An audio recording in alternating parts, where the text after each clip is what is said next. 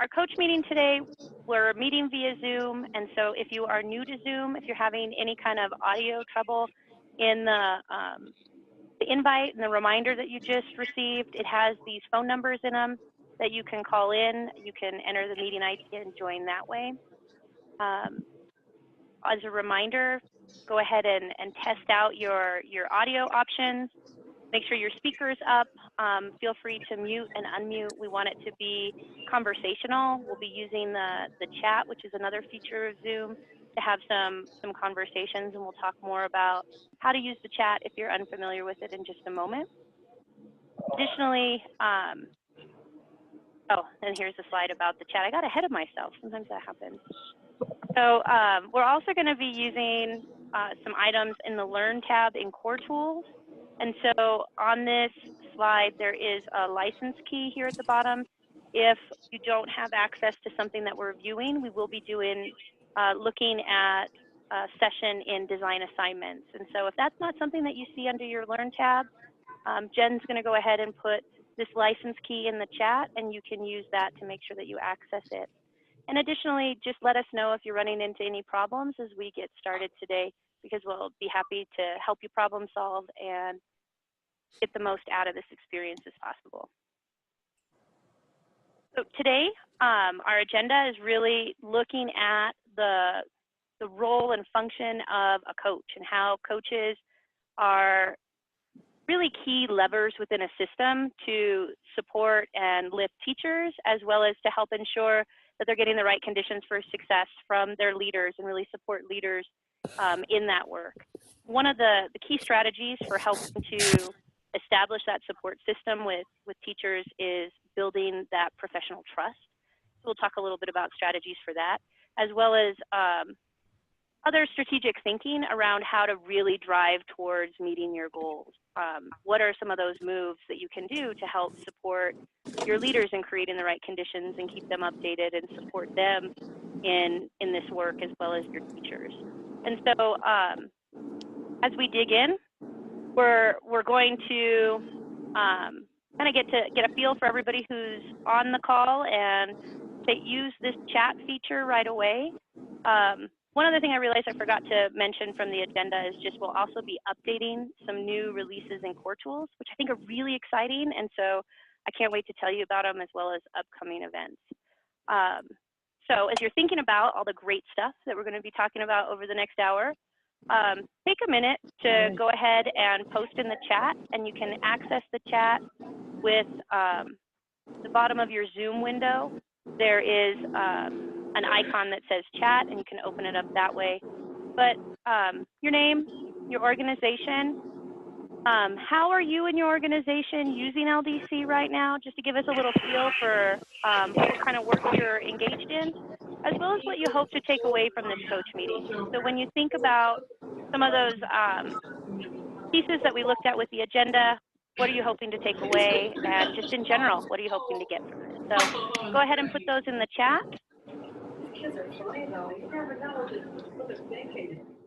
And if you have any questions about how to use the chat, feel free to unmute. One of the things you might find is helpful, I know right now as I'm sharing my screen, it's kind of probably taking over yours. One of the things you can do is hit escape, and that'll make it so it's easier to see all the options in your window.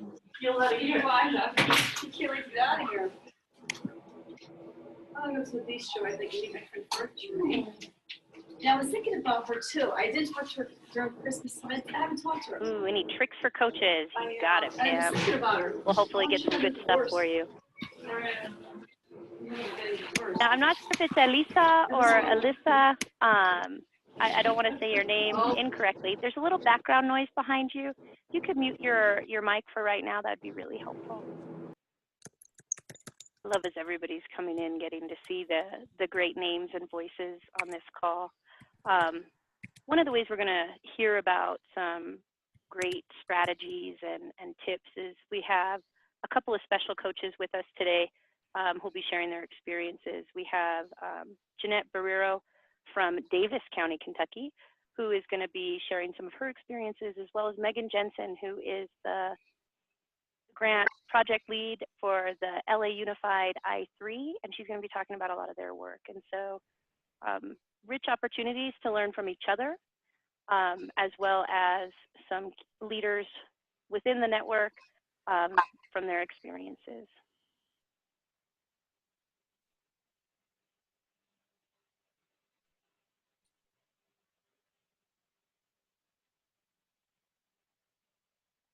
Really good thinking in the chat.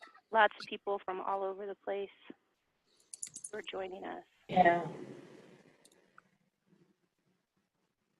So if you haven't had a chance to post yet, go ahead and make sure to post your name and organization. Yeah.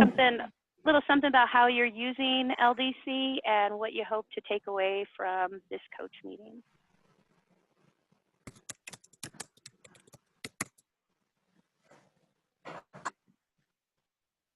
All right, as people are wrapping those up and having a chance to kind of read what their colleagues have posted, I'm going to go ahead and kind of frame some of our initial thinking as we start to engage in this, and that is to really think about the role of a coach as a key lever in a system focused on achieving better student outcomes, right? So if better student outcomes are your goal, you can see how you might backwards design the support structures and network within your system. And so it's really about building capacity and success in meaningful ways. And so if the goal is better student outcomes, then what kind of supports and learning need to be in place for teachers to really elevate their daily instruction through curriculum alignment and better assignments? And then how do coaches serve and function to support that through building their own skill and capacity, as well as being a part or creating expert networks in ways that can really help to empower teachers to then build students. But then also coaches have this special place within this design as far as supporting teachers, but also helping administrators create the right conditions for success. How do you help get, as a coach, what you need from administrators, but also what your teachers need to really help support them? And so some key questions that I want us to kind of grapple with today and think about and hopefully find some answers to are, how are you working with school leaders to support your work? How are you messaging success and informing the work based upon the successes and challenges that you've had? How are you listening to your teachers and managing district goals in high utility ways?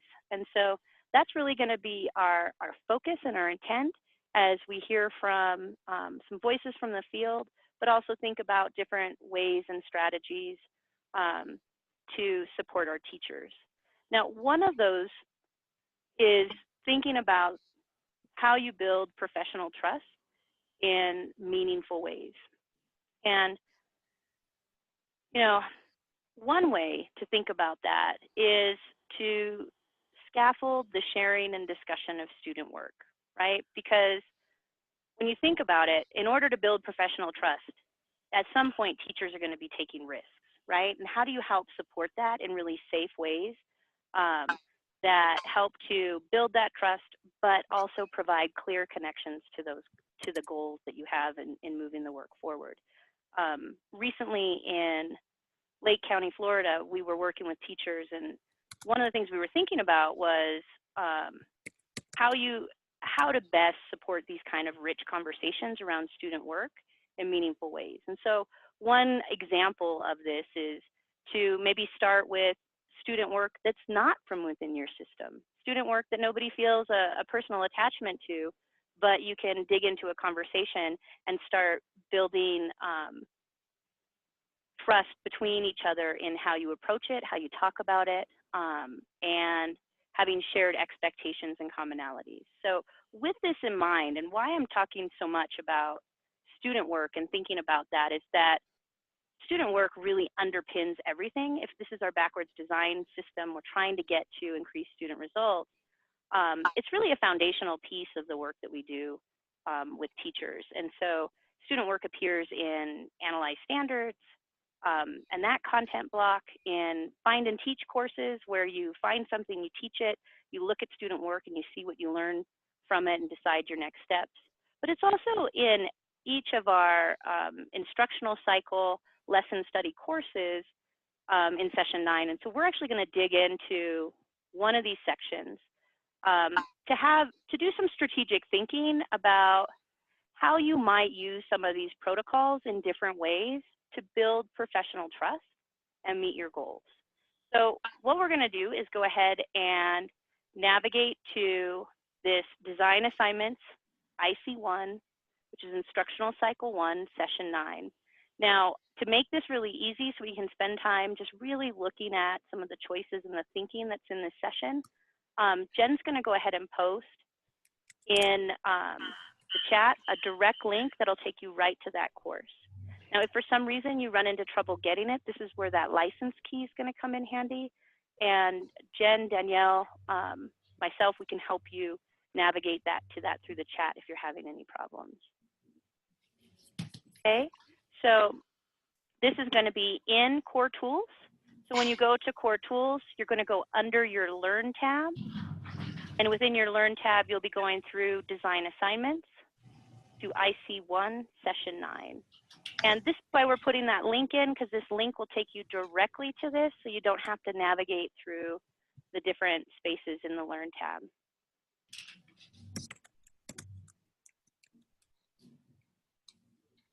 Okay, what we're going to do is take a few minutes to read through this.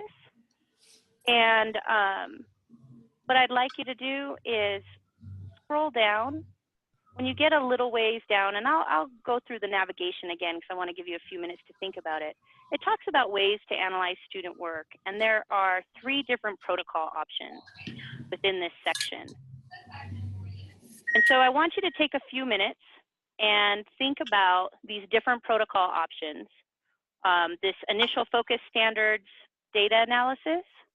There's coding the work for evidence of standards, as well as scoring student work with the LDC student work rubric.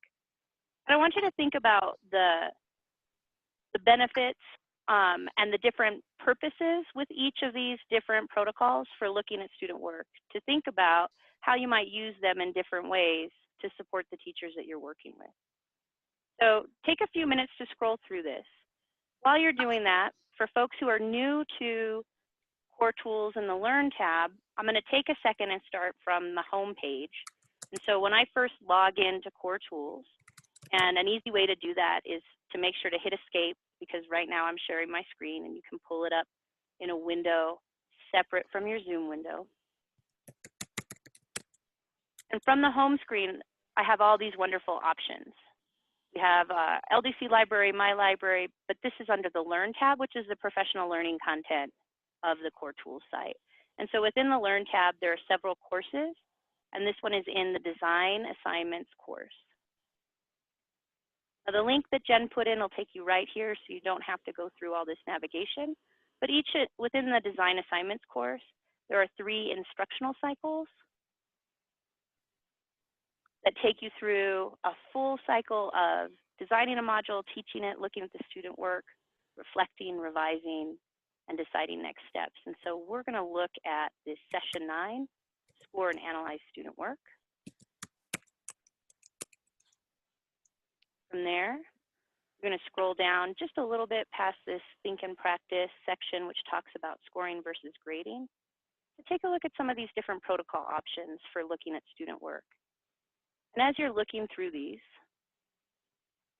what I want you to think about is which protocol might you use for different purposes?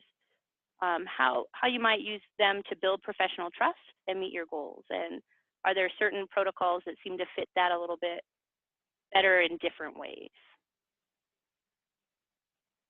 Okay. And so you're going to take a few minutes to look at these, thinking about these questions. How might you scaffold this learning to build professional trust? And then I'm going to have you discuss the responses in a private chat with a partner. And so we're actually going to we're going to put a list of partners in the chat based on who's in our meeting right now, and you're going to have a private chat with them. And so if you haven't used the private chat before, where you post in the chat, there's that blue bar, and you can select the name of somebody that you want to chat with. and then you can have a private chat. All right, since we have a good sized group, this will be pretty easy to do.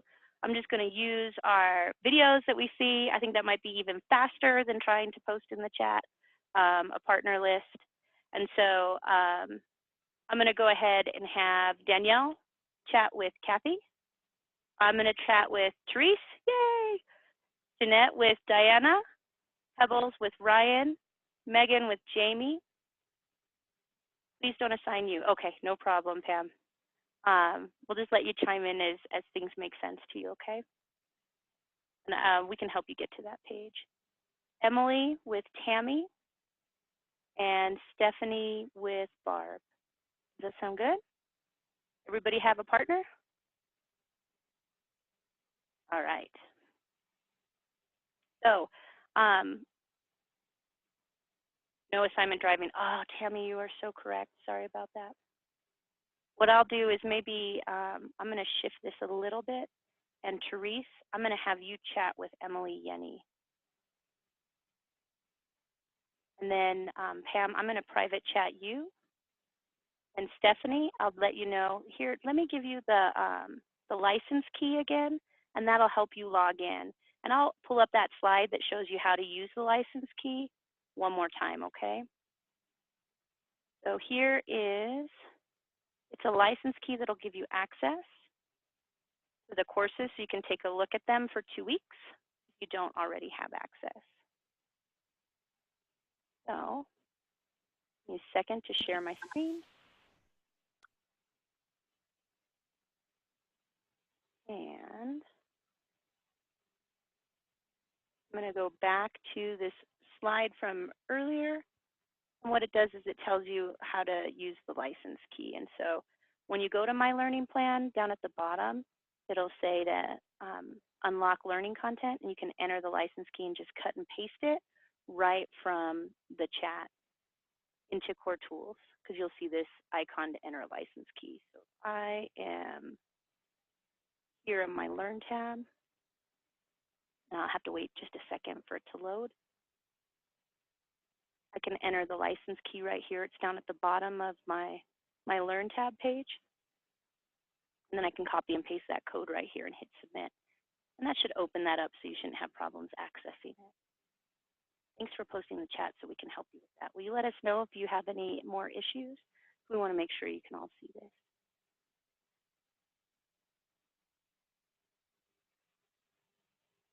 So once that opens up, you'll have access to design assignments.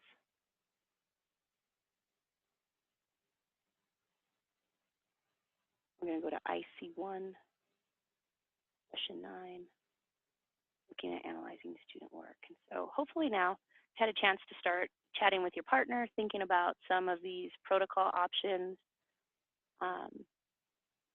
And Pam and Stephanie are hopefully in. If you'll just let me know in the chat once you get in, that'd be really helpful. Or feel free to unmute, that'd be great. But when you look at those protocols and you think about how to build professional trust and create a safe space for teachers to take those professional risks, and sharing their student work can sometimes be a really big professional risk. How might you use some of these protocols to help support that? Are there some that seem like a lighter touch than others? The other thing to think about is how might you use a different protocol to help support your goals? And so what are some of the conversations that you're having with your partner? Go back to the screen to show how. I was copying down the key. Yes, I sure will, Pam. And how that can be helpful. So as you're wrapping up those conversations, I'm going to show Pam really quick where she can do it. So I started from my home screen, right, where I'm here in Core Tools. I hit the Learn tab. Once I get to the Learn tab, which is the professional learning content, I'll scroll to the bottom. It won't take you as long. I have a lot of junk in my list. Really good stuff, but there's just feels like there's a lot sometimes. I hit the enter license key. I paste the license key right here, and I click submit. And then that link that's in the chat should work. Another way to get to it is just to go to design assignments.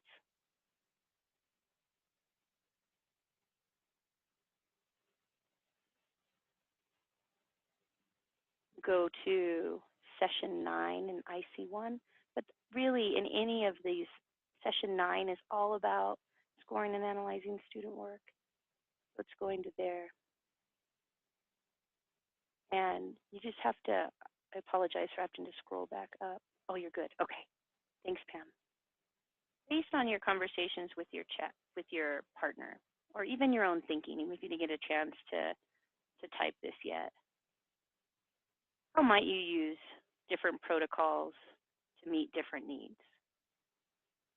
Or scaffold the learning for teachers to really build professional trust? Feel free to unmute. And with these questions, I'm going to stop sharing so we can see each other, because this is what makes it feel more like a conversation.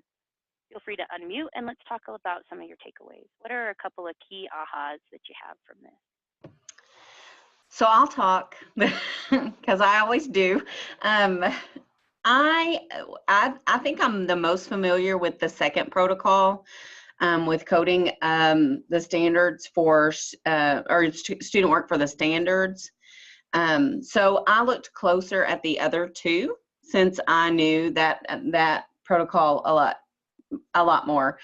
And when I looked at protocol number 1 with the initial focus standards data analysis, I really felt like that as I was reading through that one, that would kind of be a good indicator for me of, did my kids understand the task?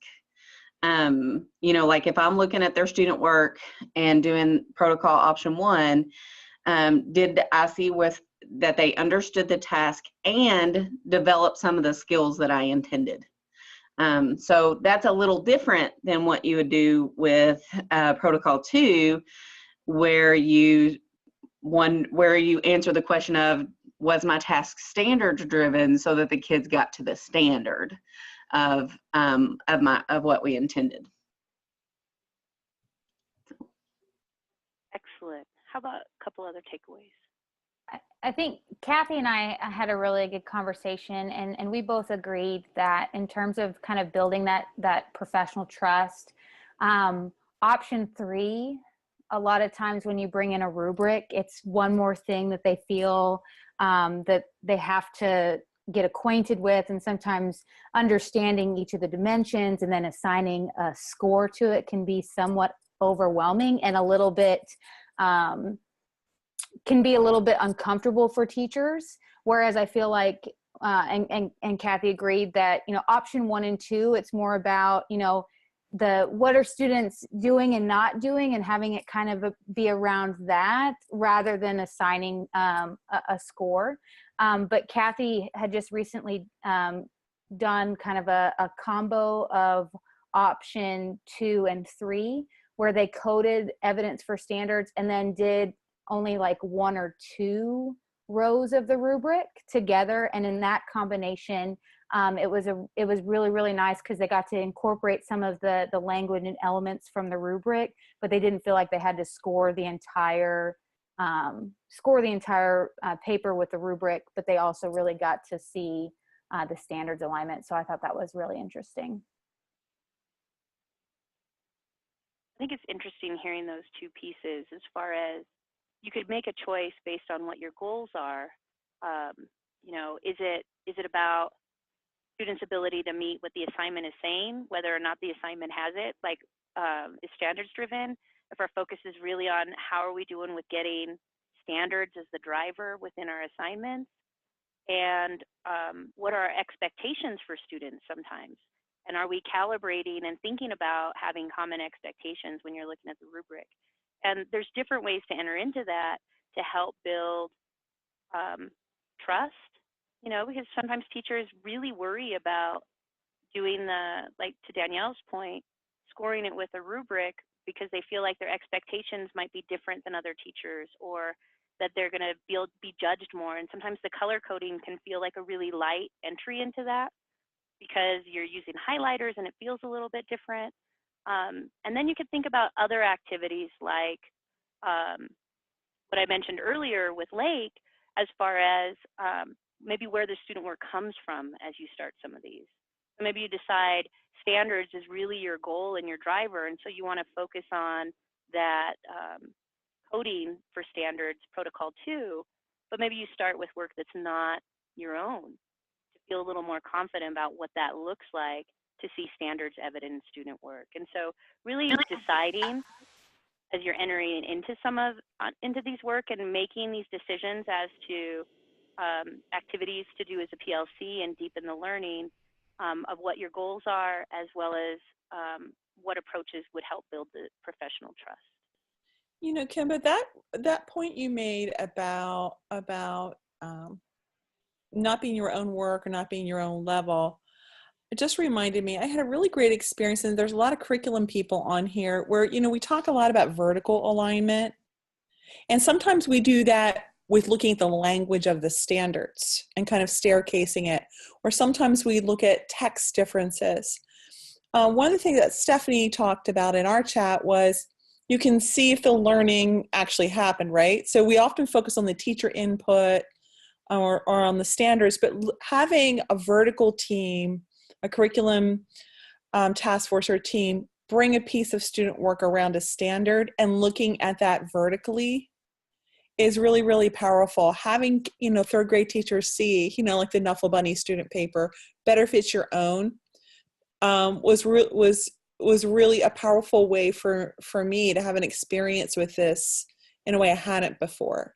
So I wanted to throw that out there because I know some of you are doing that kind of work in curriculum teams and in K-12 work as you're looking around the mid-year. And Stephanie really just triggered it for me again, just this idea of, again, it's the output we're looking at, right? Not just our good intentions. Yeah. So as we think about strategic thinking in our support of teachers, I'm going to turn to hearing from Jeanette and Megan in just a moment, but it's thinking about strategic thinking to support your teachers and move them forward to get to those student outcomes like Barb was just talking about, but also then thinking about how do you support your leaders to come in at the right times to know what it takes to create those conditions for success. So when you're analyzing student work, that might be a really powerful time to bring in a leader to sit in on one of those PLCs, but it might not be the right one for the first one, depending on what the conditions are in your school. And so knowing your teachers and knowing your leaders and how to be strategic in that can be really powerful. And so I think turning over to Jeanette and Megan is going to be a really great way to think about and learn from some of their experiences. And so I want to introduce Jeanette really quick. She's been a strong voice in the LDC community for several years. Last year, she was part of Kentucky's first coach certification cohort. And since that time, she's been a catalyst for reframing and building the work in her district in ways that support both school district leaders and teachers build guarantees for students in Davis County, Kentucky. Jeanette will describe her vision, successes, challenges as she builds her army, I love this language of hers, her army of experts, and frames their work as using LDC with a purpose. She even has a hashtag, I'll let her tell you about that, for leaders and teachers. And so I'm going to turn it over to Jeanette. Okay, so before we kind of get into the work that I have done with teachers, I did want to share a little bit about my district. So I'm going to share my screen so that you can see what I deal with, the different hats that I have to play and wear every day. Davis County Public Schools is in Western Kentucky, and we serve over 11,000 students. We have 12 elementary schools, 3 middle schools, 2 traditional high schools, and 3 alternative high schools, including students who are incarcerated, students who need mental health services in some of those alternative high schools. And then we do have a project-based learning high school that we have in our district. And I get to work with all of them. So I am at the district level, the instructional coach for literacy. So I work with, there's another one of me in the district who works with the math side of the house. So I work in science, social studies, and language arts classrooms all throughout our district, K 12. And really, I try to monitor literacy instruction across the grade levels, but also I try to provide that vertical alignment across all of those grade levels too, as much as we can. We were early implementers of LDC. 2010, we started in with the pilot group that we were a pilot district for Kentucky. So we have been doing LDC for a long time. That is both a positive thing and a negative thing because LDC has changed and evolved.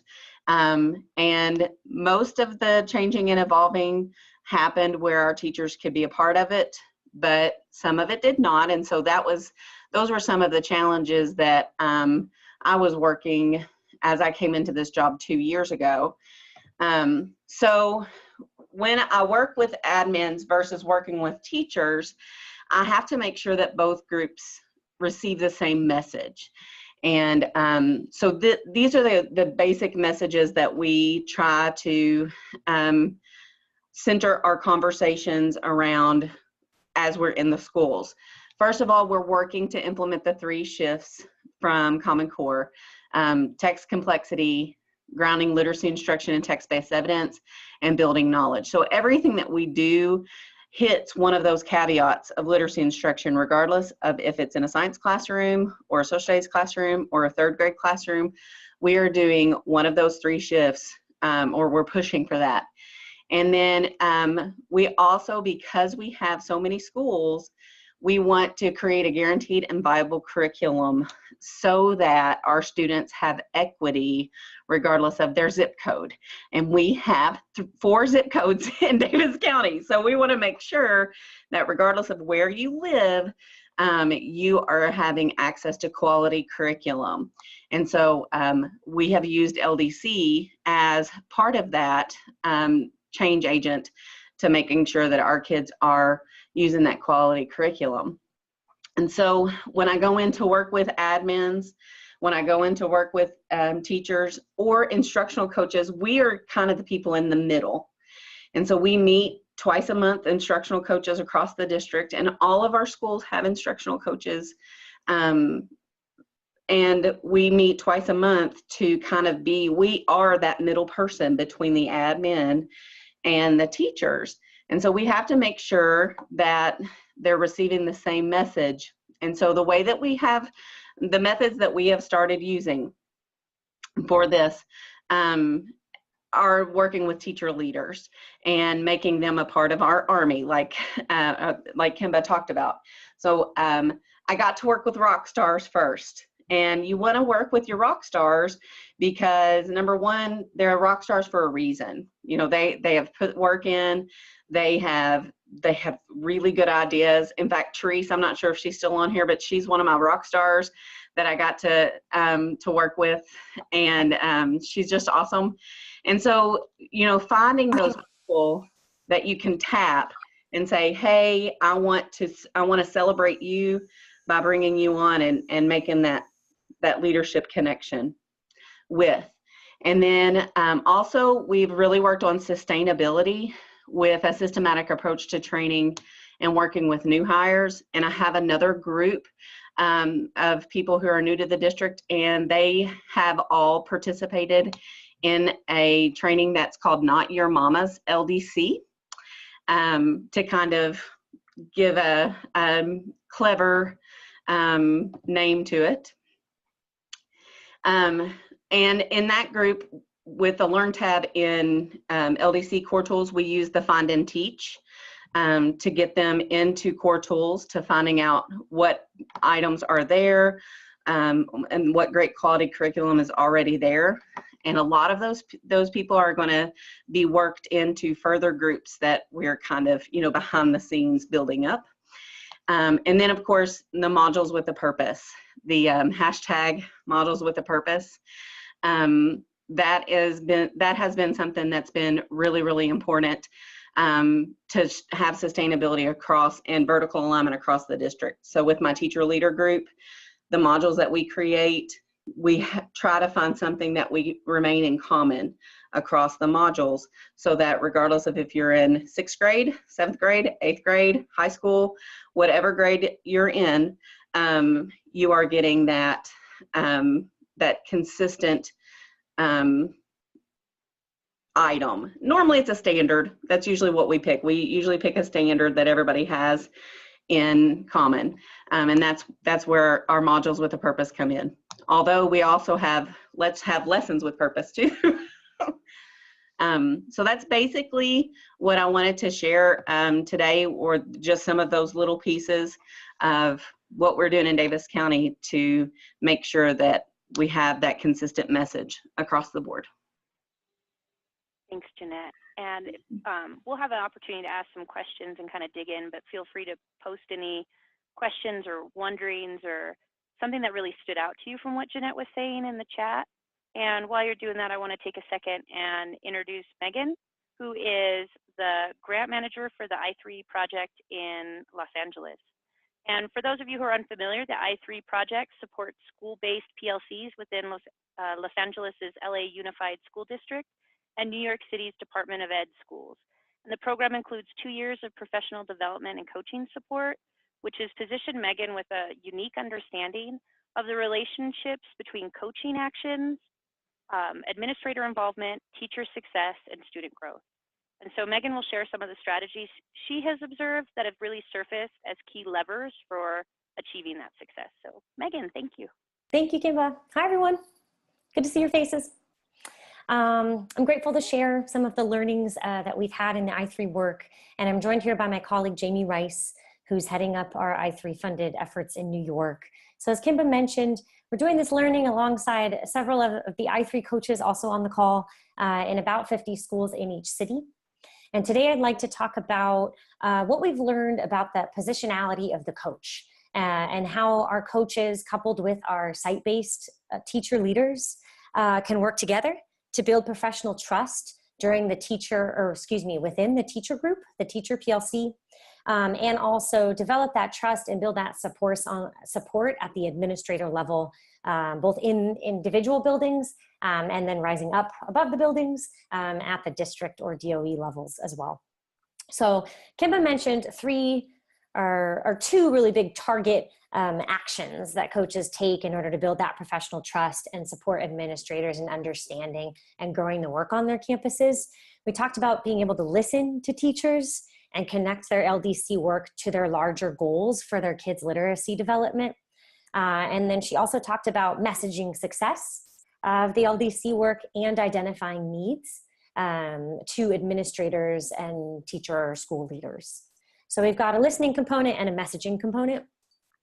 So I wanted to talk around those two components and really think about the coach as one of these leaders. And some moves that we've identified are really high leverage and that we're really working to embed in our I3 work have a lot to do with implementing some protocols before, during, and after a PLC. So this can work whether or not you're the building coach, or in our case, we've got our virtual coaches working alongside the teacher leader who is based in the building. And we've got a few different moves that folks are engaging in. Before the PLC, they're heading back into that course session. So I'm in course session 9 in our design assignments course. We've been looking collectively at some of those protocols for looking at student work. And what has been helpful and will continue to be is when our coaches can have that prep meeting with the site-based teacher leader to identify what are those high leverage parts of this session that we really want to make sure we have teachers engage with collaboratively. And also to check out the coaching tips, that right-hand column, to identify in particular what participation structures and what reflection questions do we really want to be using with this group so that we can make sure, again, we're listening to the teachers, we're pulling the right information from them, and we're giving them the best ways to engage with one another and learn from one another during the session. So first, before that meeting happens, digging into the session content, identifying what are those foundational or high leverage pieces of content or moves we know we need to make during the session, and then pulling from the coaching tips on the right-hand side to identify reflection questions or other participation structures they can use during the session really helps people get promote that environment where listening can really happen, where the coach and the site-based lead can assess teacher learning and respond to teacher needs in the moment. During the PLC, we've got some particular goals because we're working in this hybrid model. So when the coach is virtual, that site lead really becomes integral to ensuring that those participation structures can be enacted. If you want partner sharing sessions or whole group discussions, whatever it might be. And that person becomes really integral to ensuring that those reflection questions I mentioned to you can be put forth, and that the teacher responses to those can really be translated back to the coach effectively.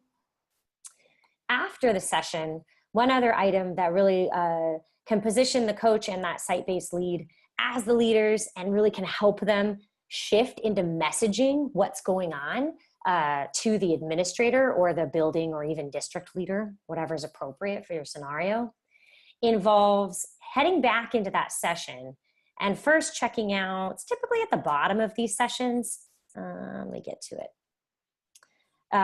There's a coaching for impact section that's often quite helpful and can really help prep you for that messaging. Okay, we facilitated, we listened. What do we need to bring back to our leadership to support them in understanding, but also to surface things, conditions, different needs that we really want them addressing to keep this work forward moving? And these coaching tips help quite a bit with that because they give the coach and that teacher leader a chance to connect and understand what they really want to be seeing from the teachers moving forward. And that means it's really what they want to be seeing in our analytics. So let me pull up a slide so you have a visual for that. I've got a lot of different analytics reports that we've talked about in these meetings, and the coaching for impact tips give us some clear guidance on what we want to head into the data and look for. Maybe we want to see, after teachers have applied that student work protocol, we may want to see a few more icons that indicate they've taken some activity in their module. We certainly want to identify some icons, in our case, they're pink triangles, that show that teachers uploaded their student work to their module. So these are all nice indicators of the work that's happening. We can drill in deeper to get a better sense of the engagement teachers were having with this actual course session. So the analytics provide some of that key info that the coach or teacher leader can take back to the administrator. So I'll close up on this point about messaging. Now that we've kind of zoomed out from that PLC and you're thinking, all right, what's the next steps? How do I bring this work to leadership?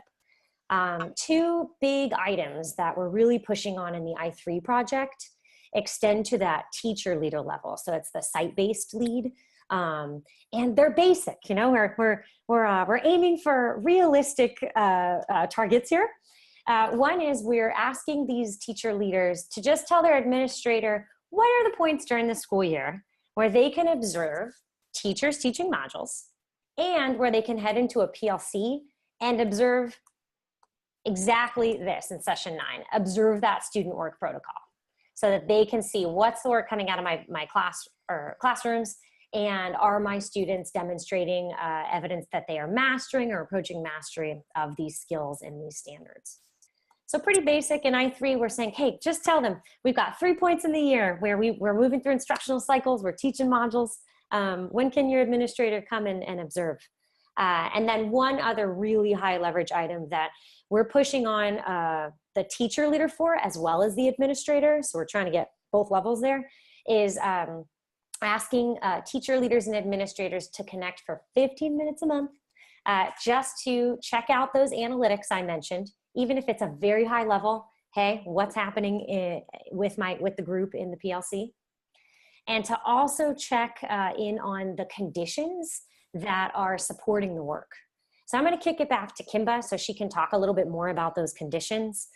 We've got a trusty tool to help our teams and hopefully your teams just connect with leadership and check these 4 conditions, team, tech, time, and text. So those are really what we want people to be aligning around. And Kimba, I'll segue back to you so you can cover it before we break. Great, thanks, Megan. Mm-hmm. So I think there were a lot of really great ideas and strategies that were surfaced through what Jeanette was talking about, as well as Megan, as far as, building relationships with your teachers, making it fun, making it light and clear, and giving them a purpose and direction so it doesn't feel like it's another thing on their plate, but it's tied into the things that they care about in really meaningful ways. Really thinking strategically about those moves to make as a coach before, during, and after PLC or the work that you're doing, not just for the facilitation moves for you as a coach to help support teacher collaboration, but also to think strategically about what you need to surface for leaders. What should they be seeing? When should they be entering in and seeing the work that's happening so they understand how to create those conditions for success? And so what I'd like you to do is take a moment and just post any of your takeaways, things that resonated with you from Megan. If there's something that's still kind of lingering with you from what you heard from Jeanette, and go ahead and post those in the chat. And if you'd rather just talk about it, feel free to unmute for a minute, and I'll start sharing my screen again in a few minutes.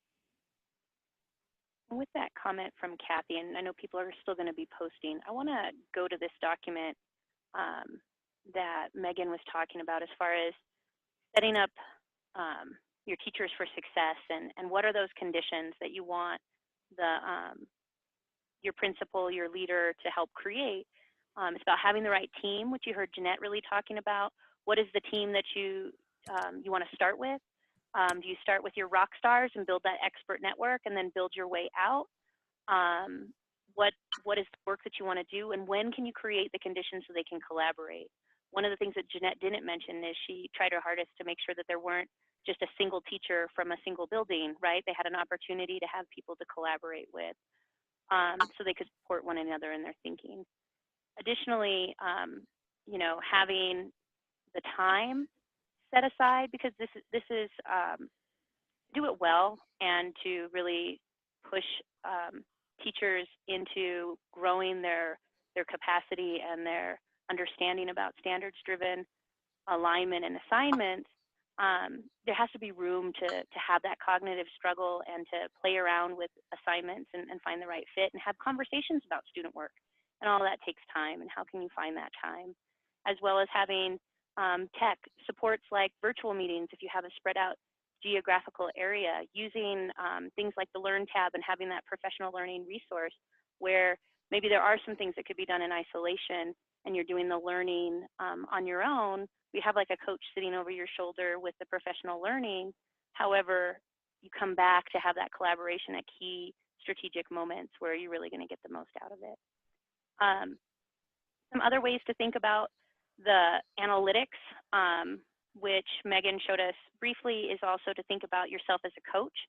When am I giving feedback when people are working? How do I want to structure my time to make sure that feedback is central to that, and I'm really helping to support teachers moving forward, as well as giving the right bites to my leaders to support them. And so with that thinking, what I'd like to do is talk a little bit about some of these updates. One of the updates is in analytics, and I'll show you that in just a second. However, analytics is new for you, Pebbles. I can't wait to tell you more about it. But within Core Tools, there's a couple of really exciting updates. And the first one is in your library. When you have modules that are shared with you from a particular group, you can now sort by any user or group. So for example, if I'm working with a particular group, so I'm going to choose my Deep Dive 1 winter group, and I can then select that, apply that filter, and I'll just see their modules within that list. And so it makes it really easy. Sometimes when you have multiple collections, this can be a faster way to sort your group. Additionally, something that I think is really exciting that I think people are going to love, the templates now hold the language when you want to change templates. And I know that was always really frustrating I'd have to copy and paste it, move it up to the overview, or take a snapshot or put it on another doc so I wouldn't lose a whole lot of text when I was trying to do this. And so now what you can do is when you click change template, I can change to any template. So say I go to a definition one, and I can use that selected template, and it took my content and moved it around. Now it still is a little bit, Nephi, one of our dev people, says dumb. I think it's kind of cute because it put it all into one blank when it goes into 2 content blanks. But now I still have my original text that I can then copy, I can paste it in, and I didn't lose the things that I already had, which is really exciting. Another thing that I learned, I know I see Jeanette clapping and Danielle, this clears all the text. It doesn't mean I'm going to go back to the previous template. I accidentally made that mistake myself. So just as a warning, that doesn't mean like refresh to where you were before. It means clear out the template. But if you decide after you play around with a few templates that maybe you want to go back to the first one, the nice thing is you can still just hit cancel until you get it right, and you can go back to what you had the first time. So a really exciting update. I think this is going to help your teachers see that flexibility that was harder to show in the templates before. Additionally, when it comes to updates that are really helpful for coaches, it used to be that on the summary report card in analytics, when teachers uploaded student work when they were doing modules with multiple people, only the person who uploaded the student work got the red triangle, and now all the authors of a module who are working on a common module will receive a red triangle whenever anybody attaches the student work. So that way you can really clearly track where people are at, you know, when it's time to bring principals in. This could be an opportunity to know the student work's coming up, it's time to finish, as well as to decide next steps. So there is a note on this slide, which you'll be able to access after this coach meeting, that tells you a little bit more about this enhancement. The other thing I want to do is make sure to congratulate all our new LDC certified coaches. I think the last time we called everybody out as far as being and celebrating them was in the fall. And so we have some great new certified coaches as well as new expert coaches that we want to make sure to celebrate. There are other events as far as future leadership meetings and coach meetings that are on the LDC calendar. Make sure you register for those. And you can also begin thinking about building your own expert network, starting with your rock stars or whoever you want to start with, and have them register for fall 2018 and quality tasks, which is really that opportunity to dig into the tasks and build your competencies around standards-driven tasks. Our next coach meeting is April 12th, and then in May 10th is the combined leadership and coach meeting. And so I want to thank all of you for coming. These are our big updates. I wanted to have a lot of time to be able to hear from people in the field, to give you all an opportunity to talk to one another and really make it interactive in our session today, to think about strategies and approaches that you can use to support your teachers, as well as build up your system by helping give leaders the support that they need so you can get the support you need in having the right conditions to move your system forward and get those better student outcomes. So go ahead and, like we like to do, we're going to do a final word whip. One word or phrase that has really resonated with you from today, go ahead and post that in the chat. We will stay on for a few minutes for anybody who has any questions, but it's, like always, a pleasure to spend this time with you. And thank you again to Jeanette and Megan for sharing your experiences and your thoughtful work.